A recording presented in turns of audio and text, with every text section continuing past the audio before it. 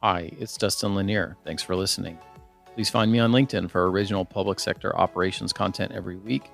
And please reach out to me if I and my team of procurement professionals at Civic Initiatives can help you be a public procurement change agent. Welcome, everybody. We're going to talk today about hot jobs in public procurement as there is more and more demand coming and procurement shops are having to make some headway into staffing that. It's been interesting. I've had different offices reach out to me specifically and ask me to help them find a person or two. So I am, in fact, hiring. I do a blatant advertisement for myself there. And then I think it's an interesting topic as far as what are some of the skills that are in demand in procurement shops in the near future. So I did put out a post on that. But let's come around and we'll talk to some of our people who are practitioners. What are you seeing as far as jobs that are in high demand to fill and maybe that are harder to fill where you have to dig a little bit harder to do it? So Jamie, why don't you give us some initial thoughts on what you're seeing in the job market and maybe what you're looking for and what do you see as overall trends? Well, let me just start by saying, wow, I have missed this group. I feel like we haven't talked in ages. So I'm so appreciative that everybody takes time out of their busy schedule to jump on and have that conversation. It's always welcome and appreciated. Yeah, hot jobs in procurement. Let's flip that around. Procurement is hot right now, especially coming in after the pandemic. I think there's always a level of appreciation for procurement professionals because, right, we don't get a lot of outward acknowledgement. We just kind of keep the ship going. We're there when somebody needs us, but it's not like we get reports in the front page of the paper every day that says, hey, my contract is going well, right? Usually we end up on the paper when things are going south. So I think procurement has really become in the forefront of general operations and administration, and especially risk mitigation, et cetera. So all of that being said, Dustin, to kind of come full circle and answer your question, I'm going to lump the answer into two categories, hard skills and soft skills. So from a general perspective, right, anything with technology and automation, project management, sort of that big 360 picture, that's where I'm seeing a lot of the requests come from. Hard skills, I would say the top, 5 or so, the project/process management, anything with a technology experience, whether it be reporting systems, communication software, ERP systems, again, anything technology related that can help us navigate the world that changes almost an hour by hour basis. Contract assessment and negotiation.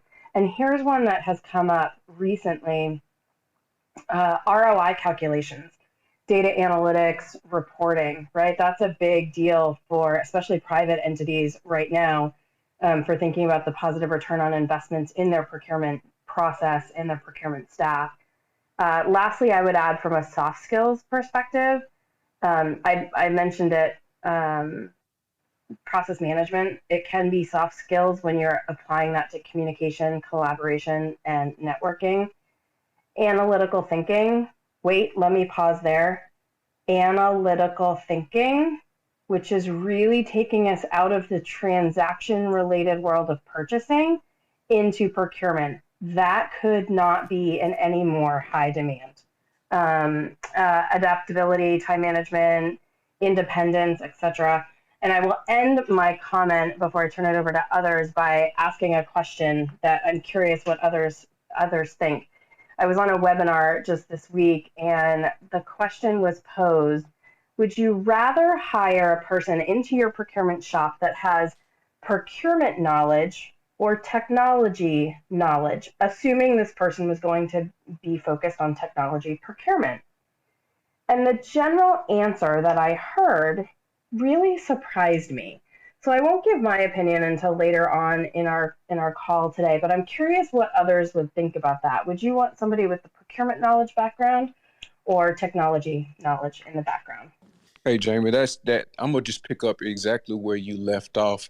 I don't know what the response was, but I have just been in some conversations about candidates, and I'm not a hiring manager, but I sit on panels that works on hiring, and they are preferring, the panels that I've sat on, they are preferring the technology or the specific skill set over the procurement and I background, and I found that to be very interesting.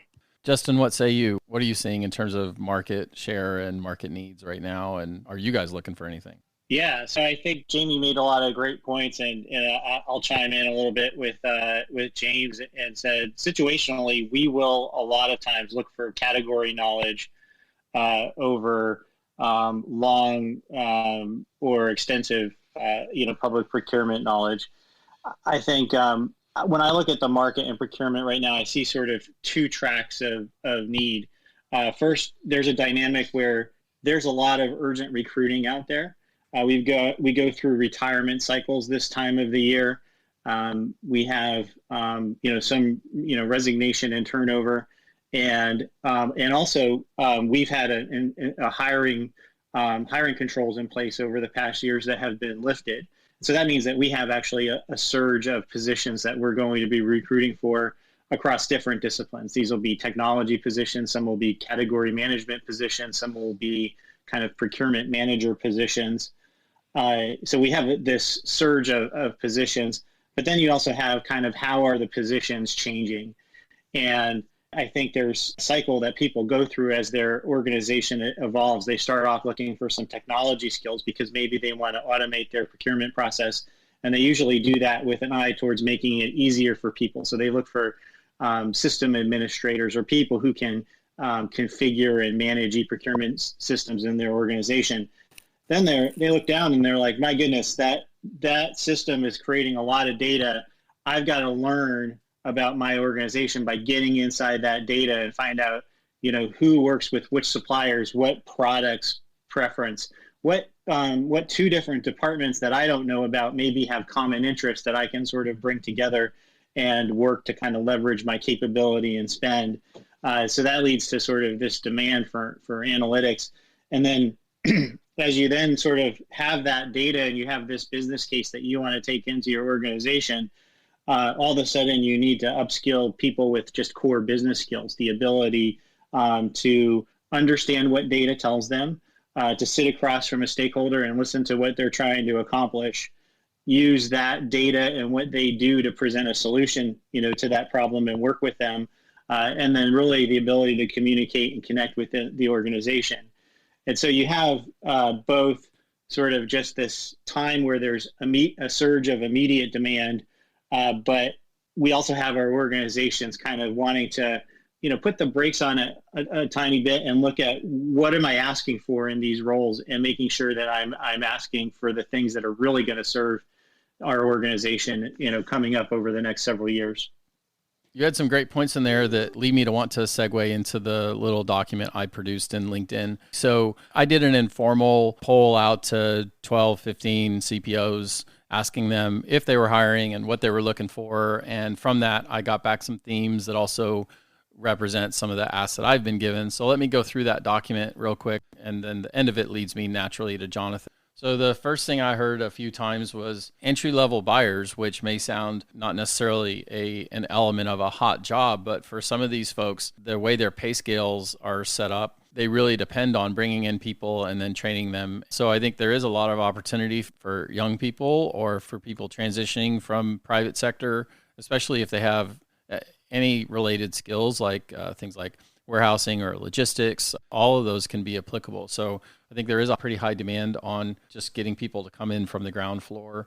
Coming up a little bit, infrastructure and construction. I've had at least 3 specific asks related to helping gather some people around being able to deal with construction projects, and specifically because of ARPA. And I can tell you that I'm looking for that myself. It's just become a very persistent drumbeat that there's a particular set of skills on doing this kind of work, and people who know how to do it. If you are not in high demand where you are, I guarantee you you're in high demand somewhere. Next, I talked about business analysts, and I also talked about e-procurement managers. So I'm going to adopt Justin's order of saying people who can do e-procurement implementation type things. There was a lot of swell of e-procurement in COVID, at least on the source to contract side, and there's a continued demand there. So that ability to understand procurement, but to be able to deal with IT and understand project implementation rigor, I think continues to be in high demand. And then as Justin sequenced it, then once you have these systems, it's going to increase your access to data, which means you want more people who know how to do things with data to be able to find opportunities either for directing purchasing activities or finding missed opportunities. I do believe that's a skill that I see a lot of CPOs, even if they're going to outsource components of that, they need a place in the organization that is the touch point to build that capacity internal. So I think that will be a high demand.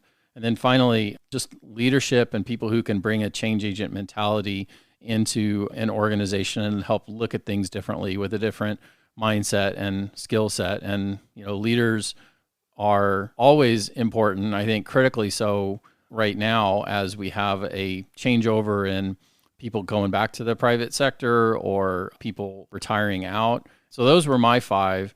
And I'll come to Jonathan because Jonathan, actually, it's apropos that this is the one that you came back in on, because since the last podcast, you went back out to a construction company that you had put together that was booming, and you actually had to personally deal with how do you make sure that the organization is taken care of while bringing up new talent and exposing it. So maybe talk about your perspective on how do you create that opportunity to bring new leaders up in an organization, and then any other observation you have on this hot jobs topic. Definitely, glad to. So yeah, I have had that experience of simultaneously navigating, having a smooth exit from the public sector, trying to make sure that there were successors in place to pick up the ball, that I wasn't, just dropping it on the field and walking off, while also navigating a similar situation on the private sector. I would start by echoing something that Jaime said about the need to not just have, and I wouldn't describe it strictly as a one or the other, but having transactional procurement, the day-to-day bids, the day-to-day statewide contracts, the cyclical RFPs, but also the transformative transactions, the transactional and then the transformative. While we have a bunch of different roles in our office that we need to fill those entry-level positions. We need to fill the analytics positions. The hardest position we have in our office is project management. Somebody that can carry the ball down the field. Somebody that, given a responsibility, like let's explore an e-procurement solution, or let's figure out a methodology for comparing cooperatives, or let's figure out, what is our actual cost of providing emergency services to our customer agencies. Somebody that can take that instruction and carry it to its logical conclusion without hand-holding. That's really hard to teach. It can be taught, and certainly there are good resources out there for it. But that's the hardest, most critical skill that we hire for in the procurement office. And I think one of the difficulties is that it's a little bit different than our normal role. If I was thinking about, a football team, the procurement function is on defense. It's a risk management function. We're making sure that the office doesn't lose, as it were. It's a very, by its nature, and I'm not saying it should be this way, but what it is a cautious industry. And what we have learned, at least in Louisiana, is that procurement also needs to exist on offense. Procurement needs to be able to move the ball down the field, not just prevent the bad guys or, whoever our perceived competitors, or, the vendors, not just preventing them from scoring against the state, but, also being in a position to deliver our own wins. So I think that's a little bit of a perspective shift. To your point, I think your original question about how do you position succession planning, I think it's vitally important. The biggest reason being COVID right now. I'm sure everybody on the call is seeing turnover, not just from pent-up demand during COVID, but also people that have experienced work from home and aren't, looking to go back to a life without that. That's a big factor. I think the best thing you can do is for anybody that's on the possible list of people who could move up into a higher level position is giving them opportunities to carry the ball down the field. Even if somebody is in a transactional job, which will always be needed, give them opportunities on a one-off basis to step into a more project management position, whether it's literally as simple as asking somebody to run a project to get all the cubicles in the office steam cleaned. We literally did that, and the result told us whether somebody could or could not step up into a more thoughtful discretionary role in the future. But I think it starts with giving people the opportunity to prove that they have that interest and capability. Excellent. So Jenny, what do you see as hot jobs as it relates to the overall procurement acquisition cycle? So everything that Jamie and Jonathan and others have said is terrific. I mean, all those considerations. I would want to take a step back and really identify for folks what procurement is there for. I mean, procurement is just not kind of a buzzword for government. It was designed, a century ago to really oversee how public funds were spent and to make sure there was open and fair opportunity for everybody. So the whole purpose of having that in government was not just to get people what they thought they needed, but also to assure the public that tax dollars and other types of federal and other money was spent appropriately. So when you look at procurement, it really has essentially a foundation of audit and compliance and public scrutiny. So if you think about it that way, people coming into the procurement rule are not just going through a task-driven exercise where somebody comes to them and say, I need to get this type of equipment, and they just go out and do it. It's really much more than that.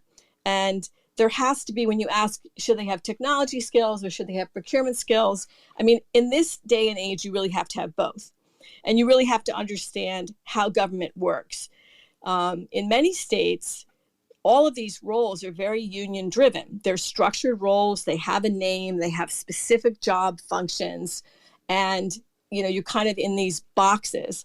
But in order to be successful in those roles, you really have to have an understanding of how your agency works and what the goals and requirements and compliance of your agency are. You have to really have a good foundation of that in order to figure out, is this type of procurement decision a good idea? And also, do you have the money not only to procure it, but now to maintain it, such as technology? And also the other part of it, which is really important, is have you really considered the cybersecurity and the physical security aspects of what you're purchasing? It's no longer, I just can go out and get laptops or software that achieves the work that I'm doing. I now have to think about all the criminals out there who want to disrupt my business.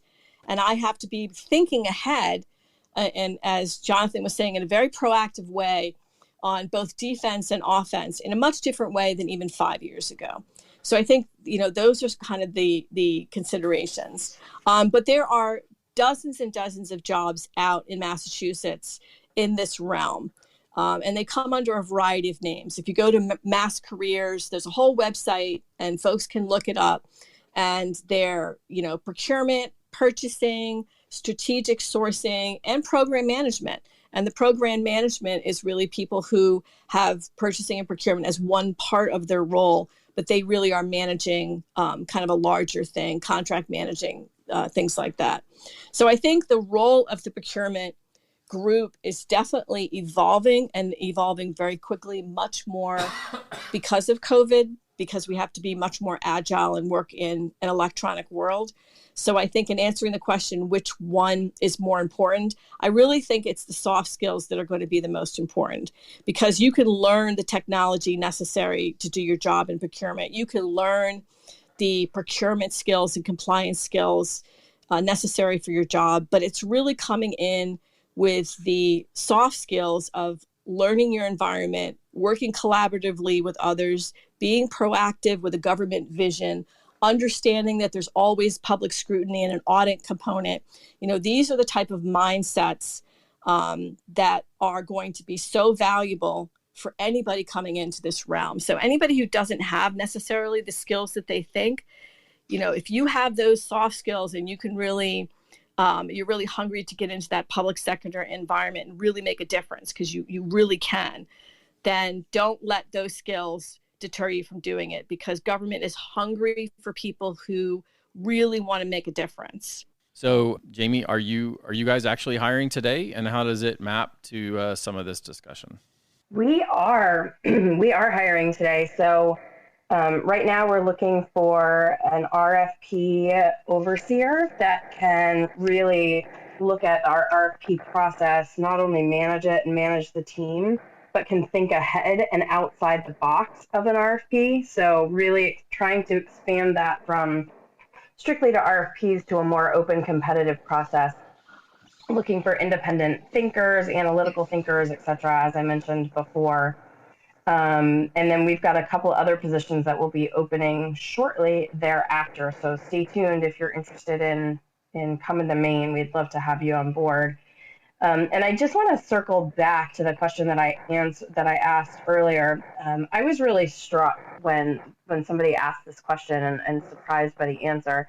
So the question again was, would you rather hire somebody with procurement knowledge or IT knowledge, specifically for a procurement person on your staff that will focus on technology, procurement documents and processes?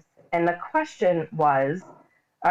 answer was, they would rather hire somebody with procurement knowledge. And I thought that was really interesting, especially when you're thinking about technology, because technology is one of, in my opinion, and I'm sure some of my colleagues would agree with me, one of the most difficult areas of procurement to get right. There are oftentimes failed implementations, there's dollars left on the table, the risk is super high, right? So we have folks that apply more traditional procurement skill set to a very complicated oversight process, and sometimes it doesn't always pan out well. Conversely, if you hire somebody with strictly technology background, it doesn't always work in the procurement world. So I think the answer that I heard is that the procurement knowledge is incredibly valued, and being able to teach the subject matter once you have the base of the procurement knowledge seems to be where the market is trending. I recently made a hire within the past year where my State of Maine IT procurement director has strictly an IT background, knew very little about procurement, and this particular person is fantastic. He does a great job, but he's also very quick to come to me and say, wait a minute, this seems a little outside the norm of procurement. It's exposing the state to risk. What do we do? So with that, I will just pause there to say, yep, we're hiring. Yep, come to procurement. If you've got a varied background with a whole bunch of skills that you may not have found your niche before, we'd love to have you come take a look at some of our positions. Hey, Jaime, that's and I said it was interesting because we actually are taking that an opposite approach with the thought that the procurement skills are what is needed, and then as you go and work with the program office, you will learn more about the IT industry and things of that nature, because they're looking to us for procurement solutions. So we have a ton of contracting officer and contract specialist positions open right now, and we're assigning these individuals to particular departments, specifically IT, Office of Finance and Treasury. And what we're trying to explain to them in our panel is we'll get the person to you, and they'll and with a lot of procurement experience, and then they can be able to bring you the solutions needed to get you what you need procured, versus bringing someone in that already knows all of your language, and now we have to teach them how to procure your needs. We want our procurement professionals to be able to point out the blind spots that our program offices may have in the field of procurement. And so that's why I push on my panel or my team that, hey, let's try to get these procurement professionals and then bring them in and teach them about these other skills. So that's interesting that y'all are doing it that way. Yeah, I think it's smart. Great job, James. That's awesome. Well, and I think one of the things on IT in particular that's interesting right now is across technologies, it's changing very fast, but there are a set of core issues that are procurement issues around data security, around ownership of data, around breach responses that that apply generally across whatever types of technology people are looking at that have to be considered. And so when it's in the eye of the beholder whether someone considers that IT knowledge or whether someone considers that good core procurement skill. So even if you are someone who's focused on hiring category knowledge, I think you have to be very careful about what you mean by that so that you get the actual result that you want. So Yen joined us on stage to ask a question. Go ahead. Thank you very much, Dustin. I actually just came to just share the same sort of comments that's been, we've been discussing with Jaime, Justin, and James, and to say I'm from the Bay Area and I'm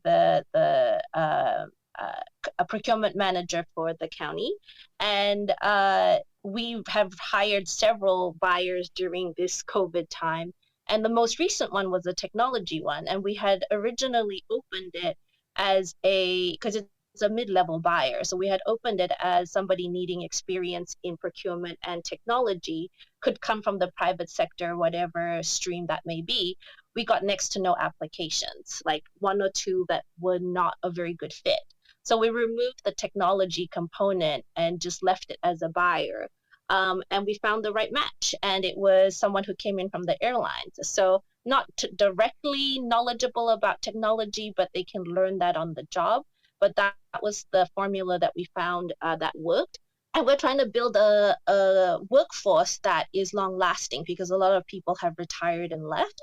And so we were looking for people who are looking to build a career in procurement. And so that was the formula that worked for us. And, it's really interesting to hear the discussions of doing it from both sides.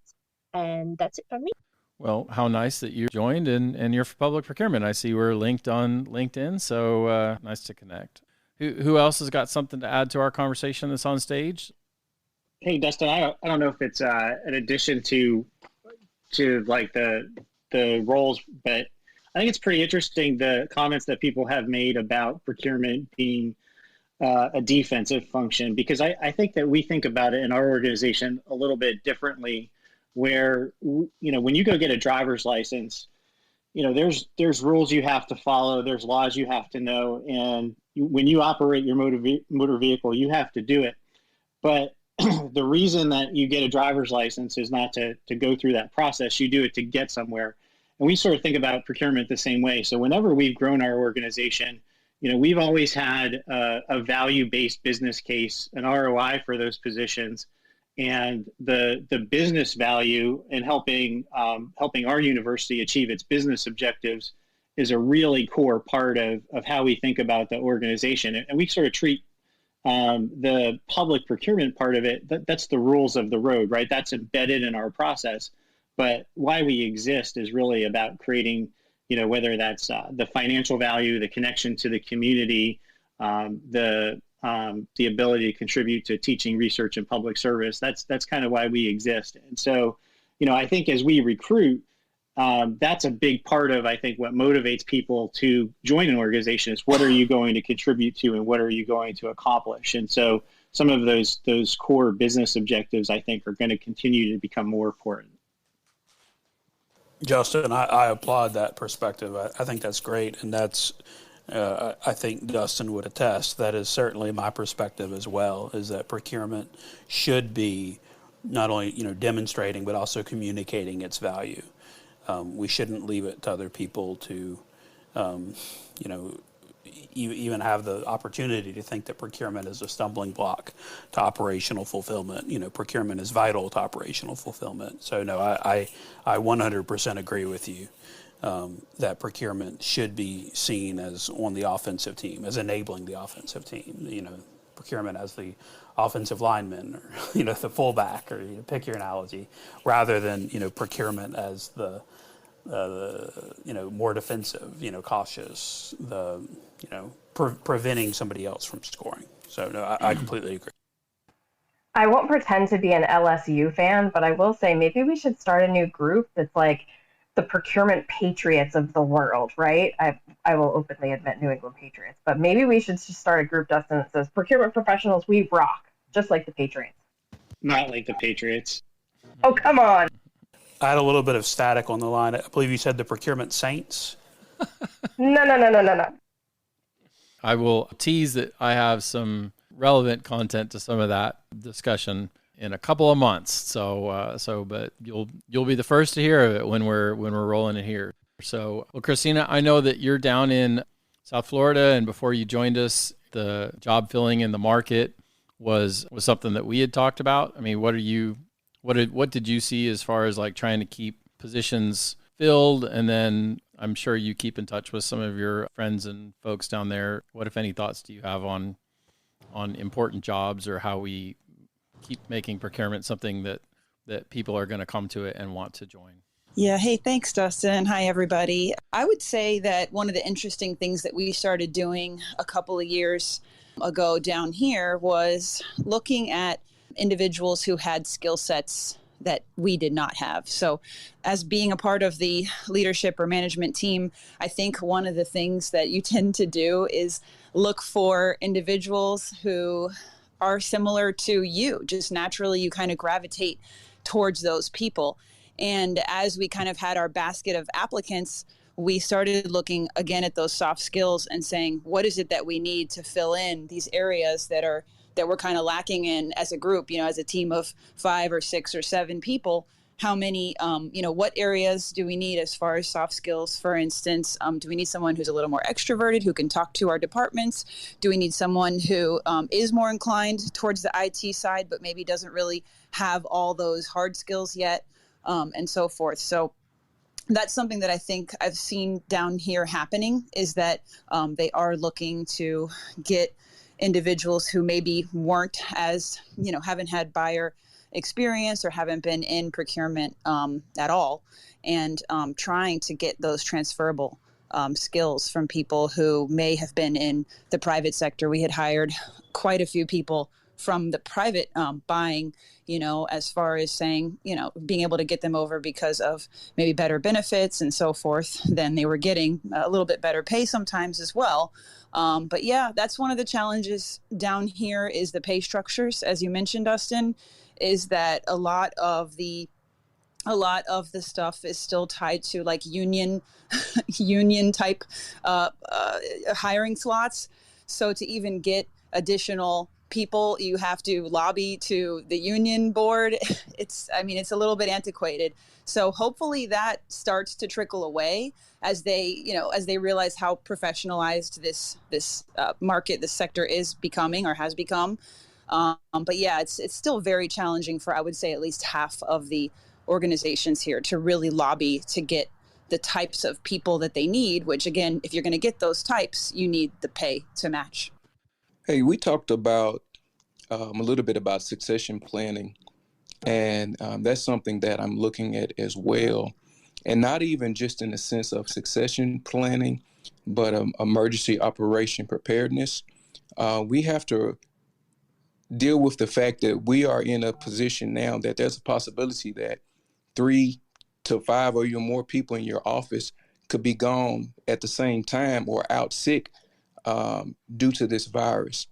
And so I've been working with our contracting officers team in hopes that we can put together some type of junior contracting officer training or leadership program in preparation for, God forbid, your 2 COs are out sick or director is out sick, and there's no one to actually manage the business, manage the operation, lead the operation, and know what to do and who to talk to and when.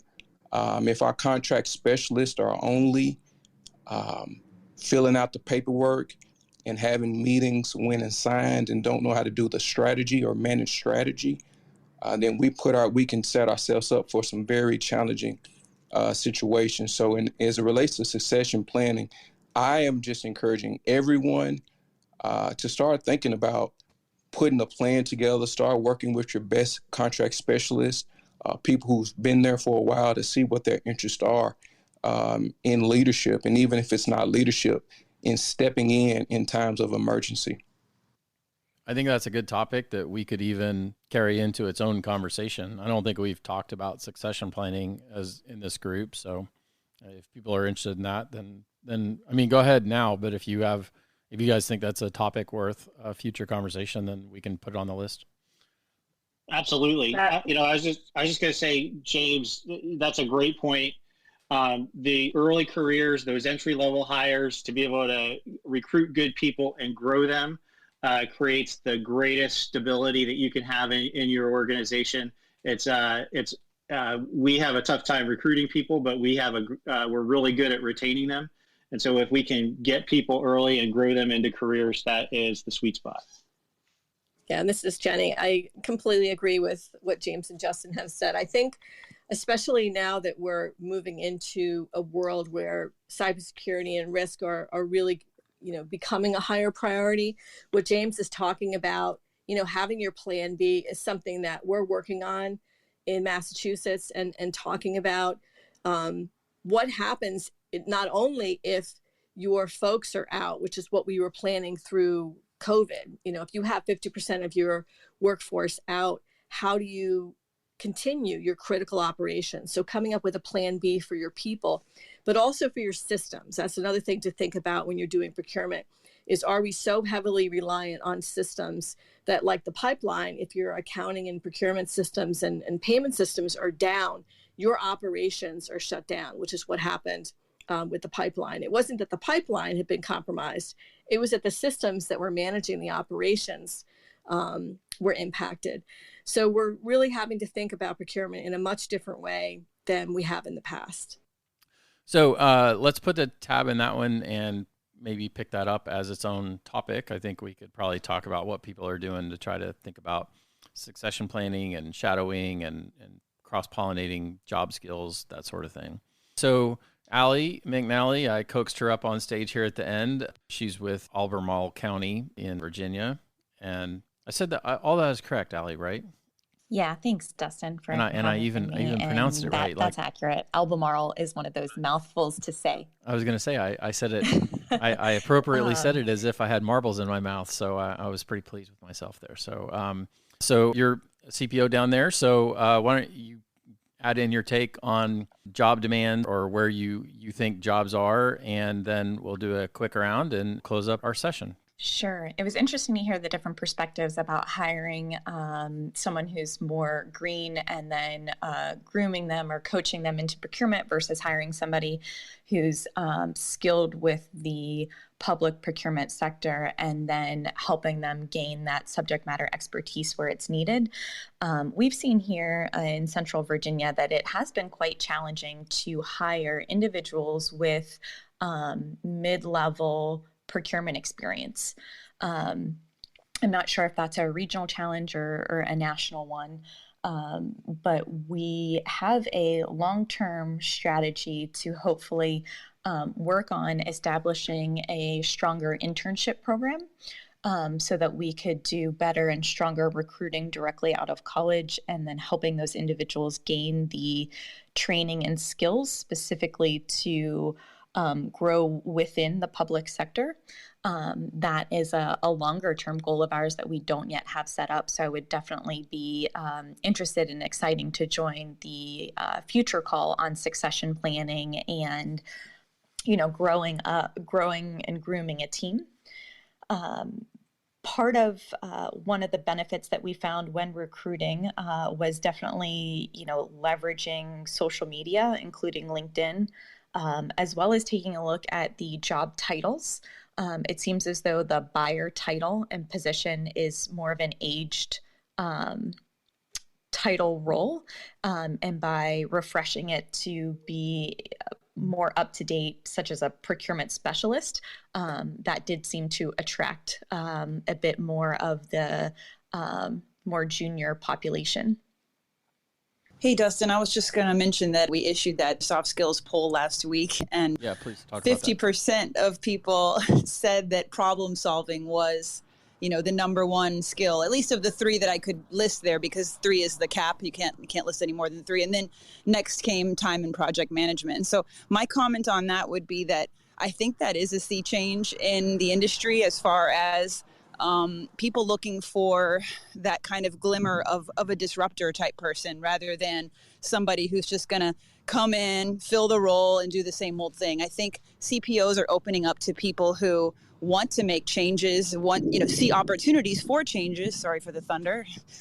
See opportunities for changes and see avenues in which to make those changes effectively. So I know that's a topic for a future discussion as far as, change agents and whatnot. But that's just, I found that really interesting because 10 years ago, 20 years ago, I do not think that problem solving would have been number one on the list. I really don't. So that's pretty interesting. Yeah. I think there is a change in how people think about how the job is both responsive to internal stakeholders and also attractive to our workers as a target career profession.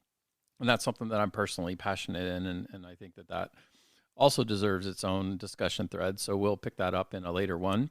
And to echo Jamie's sentiments at the start, it is nice to come back together. I think it's been maybe 3 weeks since the last time that we pulled this group. I'm not sure. We try to do it every other week just so that we can keep a cadence that people can do without burning out. And it is very generous of all these people to share their time. And I do get a lot of good feedback on the use of this as a discussion venue. So I do appreciate all of you guys making time and now back off into the day jobs. I appreciate everybody for their time, and we will see you the next time around.